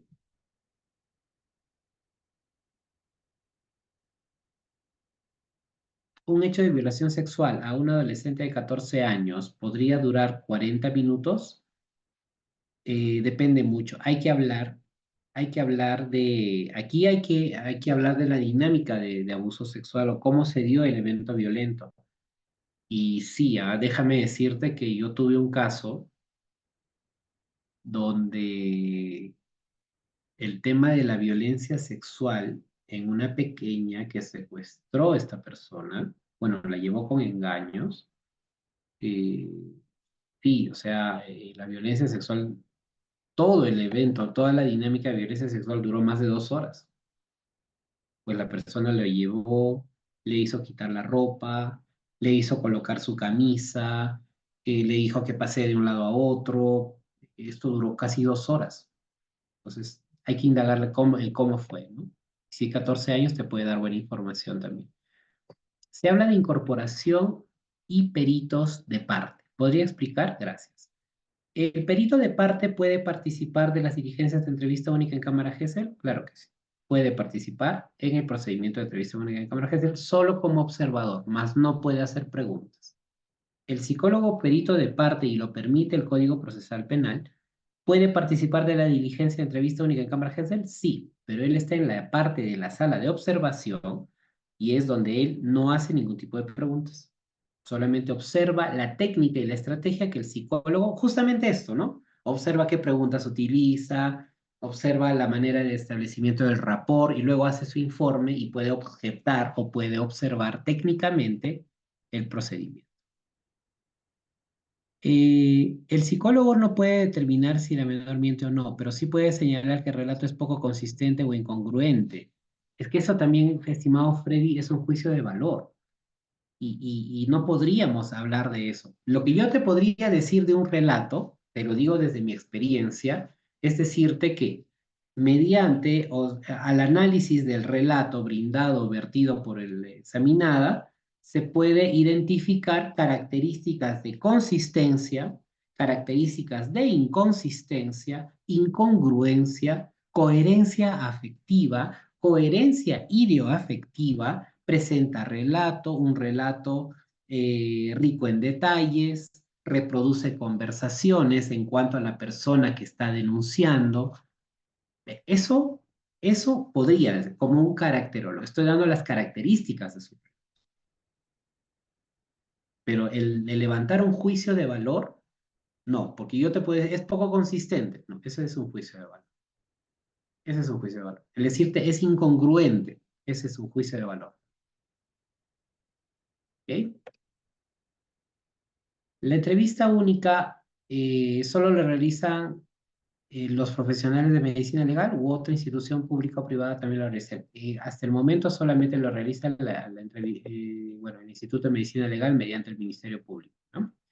Bueno, también el Poder Judicial, que ya habilitó sus salas de entrevista única o sus cámaras GESEL también.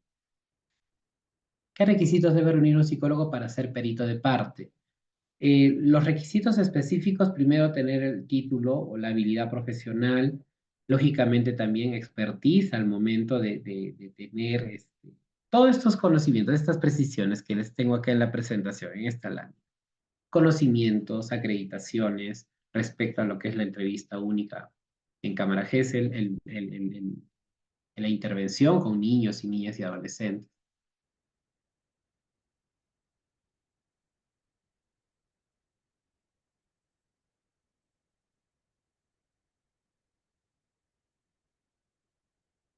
En los casitos los voy a responder más, un poco terminando, ¿ya?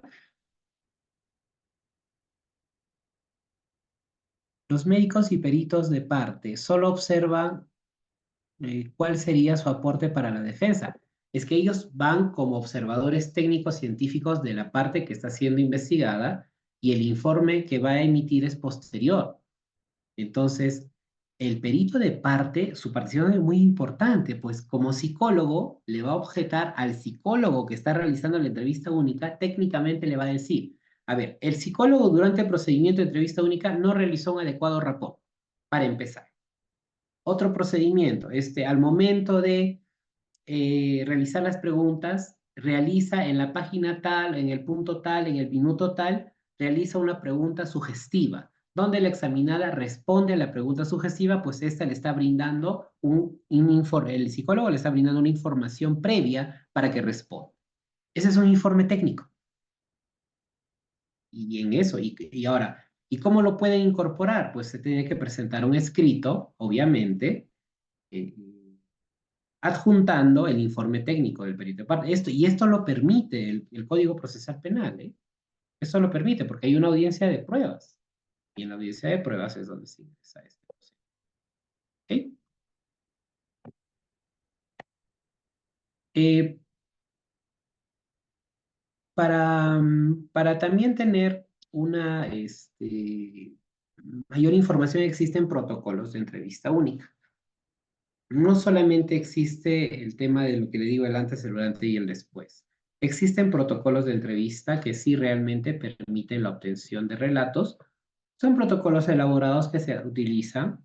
Está el Memorandum of Good Practice, está la entrevista paso a paso de Julie y colaboradores, la elaboración narrativa de Sandwich y Snyder, está la entrevista estructurada de Menon, el protocolo de entrevista forense, el famoso Michigan, que se utiliza aquí en Perú, el protocolo de investigación para víctimas de abuso sexual, que es el famoso NICH,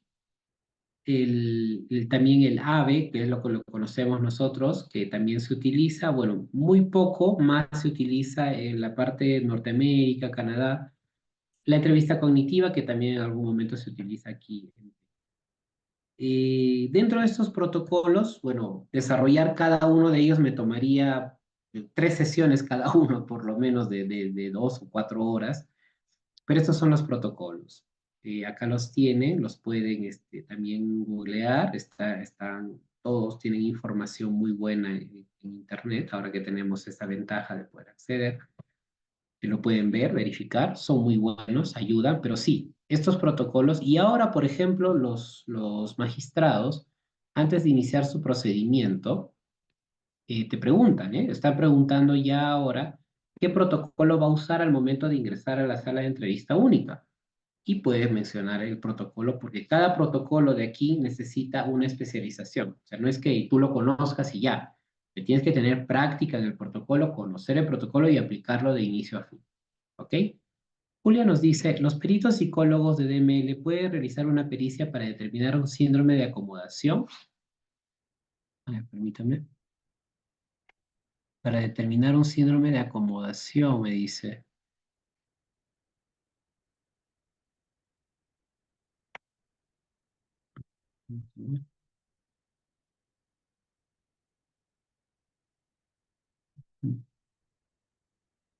O en un caso de violación sexual a un menor de edad por parte de su padrastro.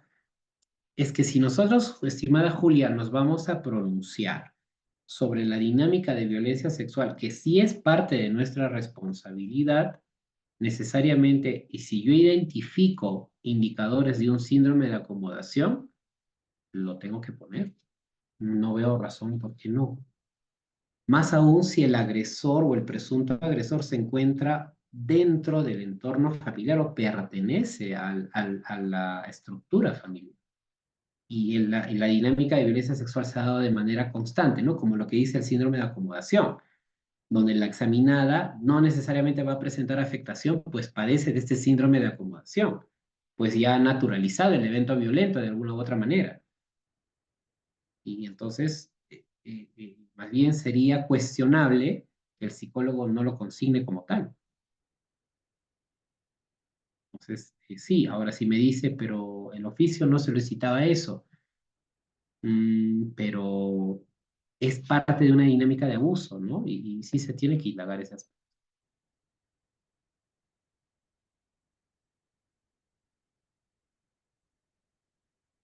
Las objeciones a las preguntas que se realiza el psicólogo, ¿se realiza al momento que termina la pregunta o se deja constancia? Puede ser en los dos momentos, estimado Wilder, ¿ah? Puede ser al momento, en el transcurso, pues si está un juez ahí, y también ya para finalizar, puedes dejar constancia. Dejas constancia en el acta que se suscribe, ¿no? Dejo constancia que el examinado, o perdón, el psicólogo tal, realizó tal pregunta en tal momento, ¿no? Donde el psicólogo sabrá responder ante ello. Es un acto de justicia, es un derecho la defensa y es un derecho también que la persona logre este, brindar su relato, ¿no? Bajo el contexto de ley, de un debido proceso, es lo que se respeta. El perito de parte puede ingresar con el abogado en cámara Gesell presentando un escrito, puede ingresar directamente el mismo día. Yo te sugeriría, estimada María, que el perito de parte ingrese antes, perdón, el documento o el escrito se presente mucho más antes del procedimiento de entrevista única. Si lo haces el mismo día, muchas veces va a generar trastoques y retrasos en el procedimiento. Que sea antes, es lo válido, no hay ningún problema. Eh, y obviamente el que está encargado de la diligencia no se puede negar. La pericia de credibilidad del perito de parte puede efectuarse después del informe del perito del Ministerio Público, claro. En realidad, el procedimiento o el pronunciamiento del perito de parte va a ser después de que el perito oficial, en este caso, después de la entrevista única, después del informe psicológico forense, ahí es donde va a venir el pronunciamiento del perito de parte. ¿Sí es? Bien.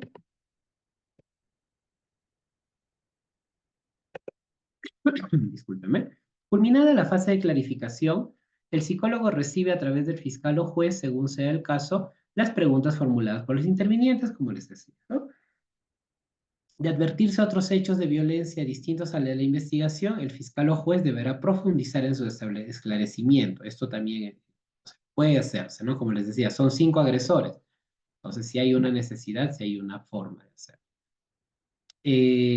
Terminado o el cierre de la entrevista es que el fiscal o juez dispone la culminación del procedimiento y a su vez también terminada la entrevista se suscribe el acta, ¿no? Donde se puede dejar esa constancia que les digo.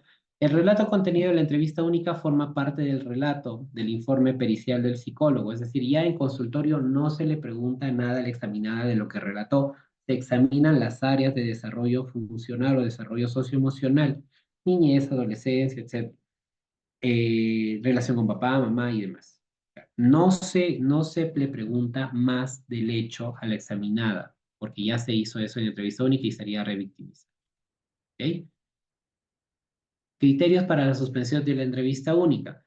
Cuando la presunta víctima no brinda información concerniente o vinculada a los hechos en materia de investigación o se niegue a hablar. Cuando la presunta víctima se encuentra en situación de crisis emocional. Cuando la presunta víctima tenga manifestaciones o necesidades básicas como hambre, sueño, como ya les decía, y por fallas en el suministro de energía. Recordemos que trabajamos con equipos altamente tecnológicos y una simple falla puede generar algún tipo de errores. Bien, eso sería todo en cuanto a compartir, al compartir de conocimientos. Ahora voy a pasar a responder las preguntas que tenía pendientes. Bueno, acá tengo alguna pregunta. ¿En qué caso se puede solicitar una ampliación de entrevista en cámara Gesell? ¿Es válido? Claro que sí. Sí, estimado Freddy, se puede solicitar, incluso esto se puede hacer a través de un juzgado, se puede solicitar una ampliación. Pero ¿qué pasa? La ampliación tiene un procedimiento. No es que la ampliación se le va a volver a preguntar todo al examinado. En este caso, si hay una ampliación, primero se va a solicitar o al fiscal o al juez. Si es al juez, el juez va a emitir una resolución donde van a estar específicamente todas las preguntas que se necesitan aclarar. Y el psicólogo solamente va a realizar esas preguntas. ¿Ok? Sí, me ha tocado hacer unas cuantas ampliaciones y sí, yo solicito las preguntas.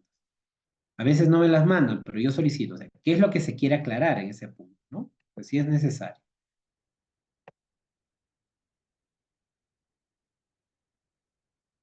A ver, respecto al síndrome de acomodación, la Fiscalía solicitó se realice la pericia de síndrome de acomodación y el psicólogo de DMR indicó que no están autorizados para emitir ese tipo.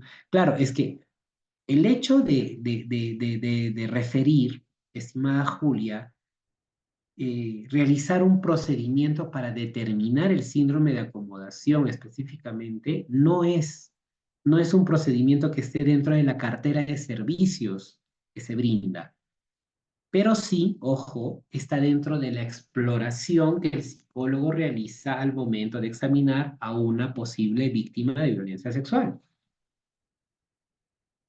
Entonces, lo cuestionable sería para ti, al momento de la entrevista, que tú, o perdón, al momento del examen al perito le digas, ¿no? ¿Usted advirtió indicadores de síndrome de acomodación en la pericia o en la persona?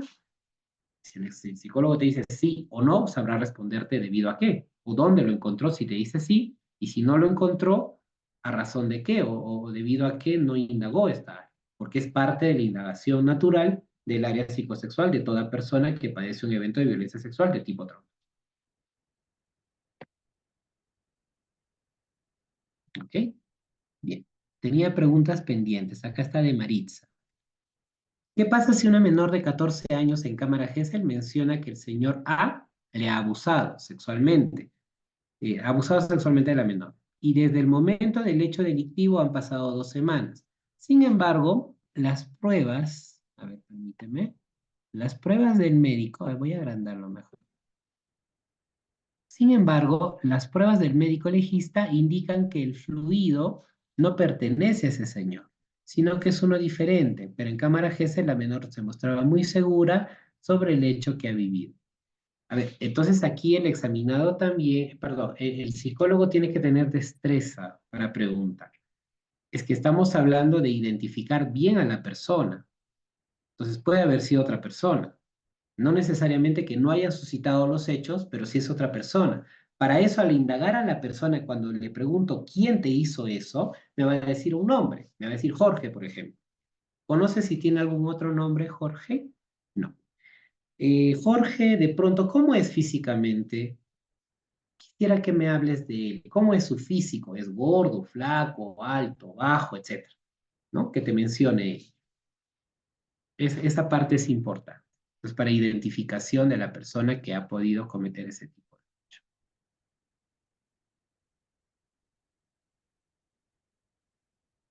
hecho. Otra pregunta, si me hacen acordar, por favor. El psicólogo forense siempre debe preguntar al menor si alguien le ha dicho que le tiene que decir en la entrevista. Nunca lo hacen y eso solicita siempre el abogado. ¿Existe alguna prohibición? No, no, no, no hay ninguna prohibición, Freddy. Eh, a veces no es necesario, pero sí sería pertinente, ¿no? El hecho de decir, antes de hablar conmigo, ¿has hablado con alguna otra persona? Hay algunos niños, acá pasa esto de la manipulación, ¿no? Algunos niños, y esto me ha pasado a mí, les puedo garantizar que me ha sucedido. Una menor me dijo, sí, yo hablé con mi mamá. ¿Qué hablaste con mamá? Le pregunto, ¿no? Sí, hablé, que me dijo que le cuente a usted esto, ¿no? Que le cuente que mi tío me tocó y que le diga toda la verdad, porque si no le digo la verdad, me va a castigar. Y lo que me estás contando, ¿le has dicho a otra persona más? Sí, pero ¿sabe qué? Mi mamá me ha dicho que le mienta algunas cosas. O sea, sí me ha hecho eso mi tío, pero mi mamá me ha dicho que le diga que me ha dolido y no me ha dolido. Me he reído, me dijo algo así, me dijo la menor. Imagínate. Entonces ya acá estamos hablando de algo donde la menor, así haya sido contundente, disculpe, igual me está dando nociones de que la mamá estuvo con la menor previamente hablando con ella. ¿Qué pasa si, a ver, el psicólogo forense, bueno, ya. Si el supuesto agraviado antes de la supuesta violación robó a la mamá y el supuesto, bueno, del supuesto agresor, y así es donde la primera evaluación psicológica se le hace en sus conclusiones, señala que está bien y los supuestos hechos de violación psicológica señala que el adolescente está emocionalmente afectado. Pero ¿a quién le creo? En las evaluaciones si dieron que si el primero fue el supuesto violador, salió negativo en sus conclusiones y el segundo, que es de robo, no. Es que aquí la evaluación psicológica tiene que responder al objeto pericial. Si yo examino por robo, examino también, tengo que examinar el tema del perfil psicosexual, lo mismo, pero si yo encuentro indicadores, por ejemplo, de comportamiento disocial o conducta disocial, puede ser posible que yo identifique algún indicador también. En un proceso regular de violación de menor de edad, la vocal directora de debates, esta solicita la presencia obligatoria en cada audiencia de juicio oral a razón de la revictimización de la menor agraviada. Hoy tiene 19 años. ¿Me podría brindar una base legal de revictimización? Es que esto es parte, estimado Tony, de las convenciones internacionales. Las convenciones a las cuales Perú pertenece en el marco de las convenciones internacionales por el tema de intervención en casos de violencia sexual, específicamente participa la UNICEF, la Comisión Interamericana de Derechos Humanos y demás, forma parte de estatutos internacionales que rigen al derecho muchas veces. Y revictimización tiene mucho que ver. Yo te pediría, por ejemplo, que entres a la UNICEF te va a dar base legal de ello, porque hay una base legal. Incluso en las mismas guías que te menciono, hay base legal al respecto. Y menciona algunas convenciones de tratado internacional. ¿Es recomendable que la víctima, después de pasar cámara GESEL ese mismo día, prosiga con la recolección de datos biográficos, aplicación de pruebas? Yo sugeriría que no, no es recomendable, porque ya atravesó por un procedimiento y más aún si es menor de edad, yo sugeriría otra sesión. Al menos yo lo hago, ¿no? Dependiendo del colega, porque un menor se agota, se cansa. ¿Es factible que la defensa del investigado para la actuación de juicio oral presente un informe forense cuestionando las técnicas usadas por la entrevistadora en cámara GESEL y ofrecer como medio de prueba al perito de parte? Claro que sí, claro que sí, es factible y es parte, eso está especificado en el Código Procesal Penal. El psicólogo si erró, porque también es ser humano, claro que sí, suele pasar, a todos me sucede a mí también. ¿Le puedo hacer una denuncia a la deontología al colegio de psicólogos? Podría ser, sí, y el psicólogo sabrá responder también. Todos estamos expuestos. En un hecho de violencia contra la mamá por parte de la pareja, la policía lo hace declarar al hijo de 6 años que supuestamente había presenciado los hechos. ¿Es válida la declaración? Los testigos pueden pasar entrevista única en cámara GES, también lo pueden hacer, ¿sí? Bajo resolución judicial. Ahora, pero ante la policía y que el policía realice las preguntas, mm, tiene sus vacíos. No sería adecuado. Puede ser cuestionado. ¿Qué preguntas son más frecuentes que realizan los abogados en cámara GESEL? Identificación del agresor sexual, cuánto tiempo duró, qué detalles, qué le dijo, si fue consentido o no, si ha tenido relaciones sexuales la víctima, si en algún momento la víctima ha tenido relaciones sexuales o ha tenido otras parejas, cómo se desarrolló después de la violación sexual, qué hizo después, cómo le fue en sus estudios, por ejemplo. Hugo nos dice, el psicólogo que interviene en la cámara GESEL debe acreditar algún tipo de estudio especial o adicional para trabajar en dicha área. ¿Y cuántos años de experiencia previa a su trabajo en medicina legal debe acreditar para determinar su grado de expertise? Es muy relativo, estimado Hugo. Depende mucho de cuán preparado esté, cuánto acreditado esté. Obviamente, la formación profesional implica un gran porcentaje de esta expertise, pero también es la práctica. Yo puedo tener hasta un doctorado en psicología forense, pero no he hecho ninguna cámara GESEL en mi vida. Es como en algún momento un perito de parte que me tocó, no sé qué región, me hizo una pericia de parte y tenía muy buen currículum. Yo tenía acceso a su informe, ¿no? pero no había hecho nunca una cámara GESEL. Entonces, es diferente conocer eh, la estructura, el cómo, ¿no? Así como yo les estoy vertiendo, pero hacer el procedimiento también es un punto aparte de la entrevista. ¿En una evaluación psicológica existe margen de error? Claro que sí. Es un procedimiento científico, por ende existe margen de error. Desde su perspectiva profesional, las entrevistas únicas en cámara GESEL cumplen con los estándares de una prueba científica para condenar. Es que no solamente es esa prueba, estimado Wilder, existen otros elementos, como les decía, ¿no? La declaración de la víctima se convierte en una fuente principal de información al inicio de, ¿ok? Da vertientes de investigación a la persona que investiga, pero no necesariamente tiene que ser la única prueba, ¿correcto? No necesariamente. Y a esto sumémosle el margen de error, sumémosle la forma en la que se toma la declaración también. Si la menor de edad no brinda mucha información respecto a parte de su cuerpo, qué parte de su cuerpo sufrió tocamientos o abuso sexual, el psicólogo puede mostrarle imágenes para que identifique y señale. ¿Hay alguna edad que limite para mostrar las imágenes? El protocolo SATAC es un protocolo bastante usado, aunque tiene algunos cuestionamientos. Utiliza las imágenes anatómicas para poder identificarlas. Y lo que pasa es de que si ya la examinada reconoció las partes del cuerpo en un inicio, pues el protocolo lo muestra al inicio nada más. ¿Se puede utilizar las imágenes? Sí, porque ya no sería sugestivo. Pero si yo, la menor, nunca vio esas imágenes y la menor no me menciona, por ejemplo, me dice, ¿dónde te tocó? Ah, me tocó aquí, en mi parte. ¿Y a qué le llamas parte? Le llamo parte, aquí, lo que está ahí, te señala, ¿no? Pero eso aún todavía no nos dice mucha información. Yo le puedo preguntar, ¿y esa parte, para qué la utilizas? Ah, para orinar. Ya te está dando una noción más. ¿Has escuchado cómo le llaman otras personas a esta parte? O sea, hay formas y preguntas de cómo llegar a esa respuesta que te diga vagina, o que te diga parte íntima, o que te diga por dónde orino. Ahora, por donde orino también es muy genérico, pues puede ser el ano o puede ser la vagina. Entonces, ahí está de nuevo la expertise del profesional.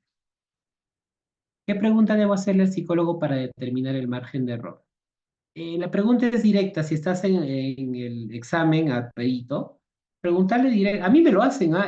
Créeme que es una pregunta que respondo siempre en los juicios a donde acudo a poder contribuir con la Administración de Justicia.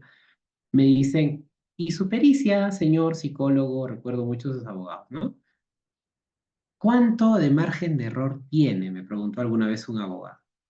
¿O cuál es su informe, su dictamen? ¿Tiene margen de error? Me hacen la pregunta directa. ¿O cuál es el margen de error que tiene su pericia? Pues ahí el psicólogo te va a explicar.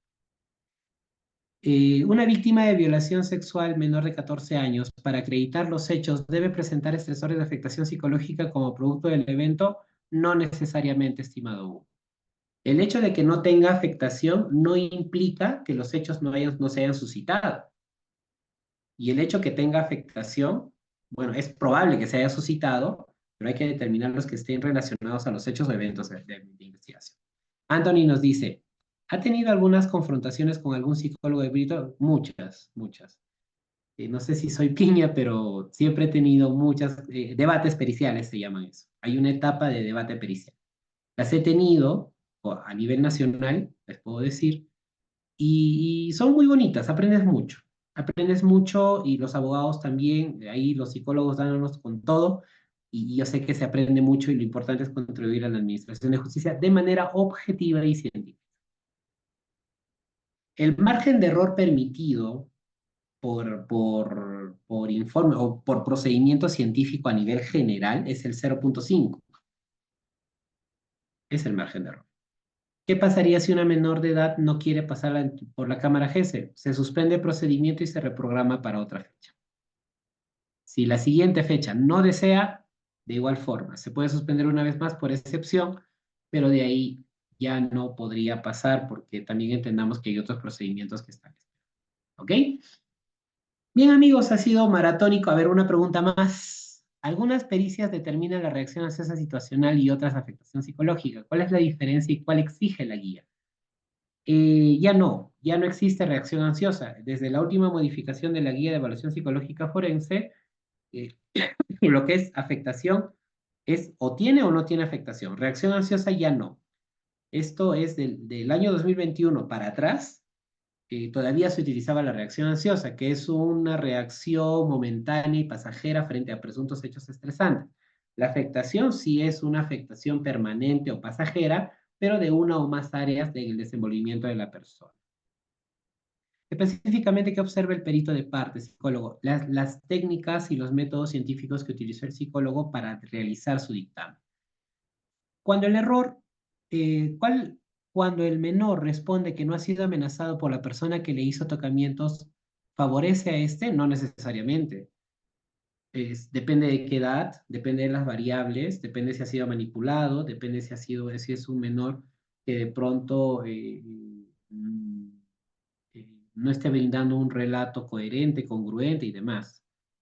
¿Ok? ¿Cómo se determina el margen de error? El margen de error está determinado por los valores y baremos científicos específicos establecidos por la ciencia. Esto está establecido. Todo procedimiento científico tiene un margen de error. Todo procedimiento científico. El que te diga o el profesional que aplica ciencia, ¿ok? Psicólogo, médico, y te diga, yo no tengo margen de error, ya está mal. O sea, está fuera y no puede ser cualquier cosa menos científico. O sea, no forma parte de las ciencias médicas ni las ciencias humanas.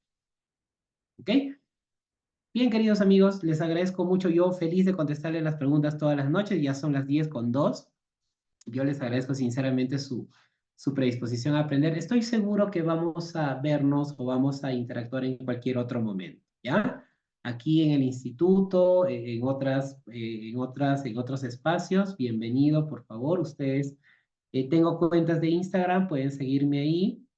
Mi correo electrónico de igual forma, cuando gusten.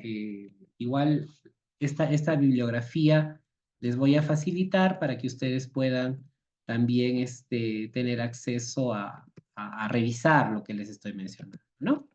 Les dejo mi correo electrónico también, por así hay algunas preguntas que no han quedado subsanadas, mil disculpas, por favor. Me demoro un poquito en responder, pero voy a responder, ¿ok? Les agradezco mucho, espero haber nutrido un poquito más su amplia experiencia, que todo les vaya bonito, buen fin de semana, y a su vez también espero que en algún momento nos podamos volver a encontrar. Les agradezco mucho, con ello cierro. Cuídense bastante. Chao, chao. Muchísimas gracias, doctor José Antonio, por la excelente disertación. Esperamos a que nuestros participantes les haya quedado claro la sesión de hoy y bastante enriquecedora, como usted ha mencionado. Nos estaremos volviendo a ver en otra oportunidad y en otra sesión. Muy buenas noches, doctor. Gracias. Muy buenas noches. Cuídense bastante. Chao, chao. Gracias. Bien, doctores, les agradecemos a cada uno de ustedes por habernos acompañado hasta estas horas. Recordarles que todavía las inscripciones están disponibles, pueden realizarlos. El costo está de 20 soles.